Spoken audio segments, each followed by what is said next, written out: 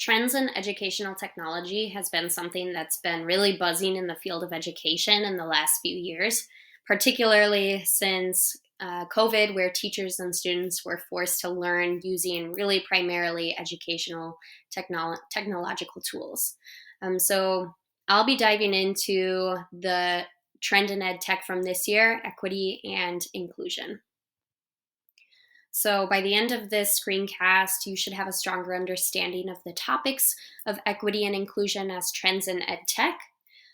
Hopefully, you'll be able to identify the pros and cons of an ed tech tool called Beluga, and also be able to brainstorm some ways in which to implement Beluga in your own classrooms. So, coming from Nicole Kruger in a blog post for the ISTE earlier this year in March, surrounding equity and inclusion, she states, although the sudden shift to online learning prompted a surge in effort and awareness around equity and inclusion, the problems are still far from being solved. So the reason I'm really focusing on equity and inclusion is because these are words that we've seen all over the field of education and ed tech tools and beyond in the last few years. But when we think of trends, we think of things that you're trying on and things that are really popular for a few years or maybe even less and then kind of fade away. Equity and inclusion is something that needs to be at the forefront of education and belongs on all trends lists beyond educational technology even, and belongs to and should stay there because it's something that is so critical in teaching and in learning. So I'll be focusing on a tool called Beluga. And this is a tool that was founded in 2017 with the mission of making educational impactful and accessible on a global scale through peer-to-peer and classroom connection, communication, and collaboration. Beluga is a site that is new to me. It's a tool that I've just been exploring in the last few weeks, and it is a hub of cross curricular videos. And these are organized by thematic units, and they're all usually a series of videos. And within each video, there are frequent checks for understandings and opportunities for students to reflect on the learning in the videos. But something that's really cool about Beluga is that teachers and students can connect with other classes and teachers and students globally. So places from all around the world can upload content onto Beluga, and it's directly translated to whatever language is your language on that you use on your computer. So these are videos that are coming from all over the world, which is really important for being able to offer teachers and students a variety of viewpoints. And then there are ways that students can actually connect and chat with students from other parts of the world. And this is something that is really valuable because students are able to learn from one another and actually get to connect with maybe some of the viewpoints that they're learning about in videos. So I found this tool on Common Sense Education, and Common Sense Education rates this tool, Beluga, 4 out of 5 stars with a privacy rating of 74%. So some of the highlights of Beluga that Common Sense talks about is that it is thematic unit based. I know as a teacher, this is something that's really important to me because all of my units are developed this way. So the series really lean in nicely with my units. It's video and image based, which is excellent for emergent bilingual students and diverse learners, making this a really inclusive tool. It's cross curricular and great for interdisciplinary studies. There are translations with countless number of languages within the site itself. So this is great for students chatting with students across the world who maybe don't share the same language. There's a variety of accessibility tools throughout. There's opportunities for professional development and teacher collaboration. And teachers are able to track student progress using a dashboard where they're actually able to see how students are progressing through some of the assigned series, and they can track their connections with students from around the world and monitor those connections. So, some of the pros and cons of Beluga that I've found so far. One huge pro is that there's content for grades kindergarten through 12th grade. This is really, really nice. I know a lot of tools I've looked at in the past are very specific grade bands. So, either it's great for elementary or it's great for secondary.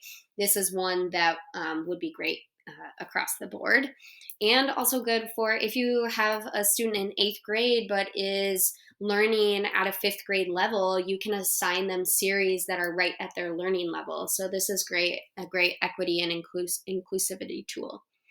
Another hot trend in education right now and ed tech tools is project-based learning. Beluga could also fall as under as being a project-based learning tool, because all of the series end in some kind of a project learning based task, a performance task where they're uploading a video or a script or something that shows their learning. It's cross curricular, so you can do, there's thematic top units that have a math application, a science application, an English language arts application. Again, it's excellent for emergent bilingual students and diverse learners. One great feature is that whenever students are given a reflection question like this one here, they have options for how to respond to it. So they could record their voice, they could take a video, they could do a drawing and upload the drawing, or they could type in a response. So this is great for our diverse learners and emergent bilinguals, so that the content is accessible for them and they're able to engage with this and share their thoughts. Another big thing is that it's real world application. Students are connecting with real people around the world, and they're watching videos, one that I'll talk about later, about real people.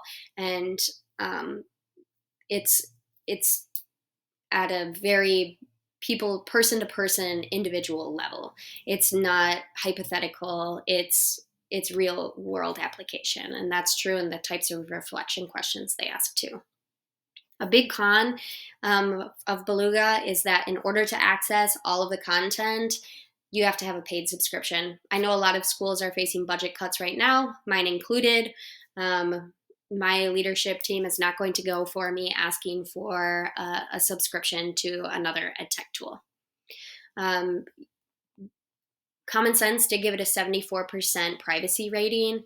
This is because personal information, such as name, is public, and also it's unclear whether or not personal data is sold to third party companies. Also, the sign up process is a little bit tricky, especially for younger elementary students, where sites like Clever and ClassDojo make it pretty easy for students to be able to just enter a class code and get in. This one's a little trickier because they actually have to go sign up as a student on the site, find their teacher on the site, and choose pictures that the teacher has pre-chosen. It's just a little bit complicated and lengthy, where it could be a little bit more streamlined for a easier process. Overall, I think that the pros definitely outweigh the cons, and I only even have the free version of Beluga, and I'm still able to access a lot of content, but it really would be nice to be able to access the professional development that you have to have the paid subscription for, as well as all of the video series. So for the purpose of this video, I'll be talking about ways that you can implement Beluga in a middle school English language arts classroom. So I'll be using an example from my 8th grade English language arts class right now. We are currently studying what is the power of storytelling. By the end of the unit, students are going to be writing personal narratives using narrative techniques, and then they also have to write a cover letter that explains their choices and includes evidence from a variety of sources that we've studied over the course of the unit. So in comes Beluga. Um, I can assign them a series such as this one, the Freedom Writers Reflection. And in here, it consists of 3 videos that have frequent checks for understanding and opportunities for students to reflect.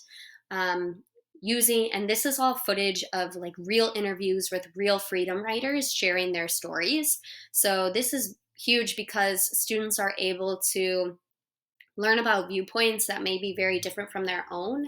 And in the process, they also get to connect with other students around the world to reflect on these videos and these people's experiences. And in doing so, they will probably learn even additional viewpoints from other students, from students in their class, as well as students around the world. And it's really accessible for students at a various learning levels, as well as our emergent bilingual students, because the culminating task at the end is for them to upload a video. A lot of the tasks on other sites I've seen are predominantly really heavy in writing, where this one, students can upload a video of themselves. And this also will help them brainstorm ideas for their own narratives, as it's asking them to record a video about a difficult time in their life that they've been through and overcome. So in doing so, students are going to really be able to reflect on the power of storytelling. So as a whole, I'm really looking forward to implementing Beluga in my class and through this unit.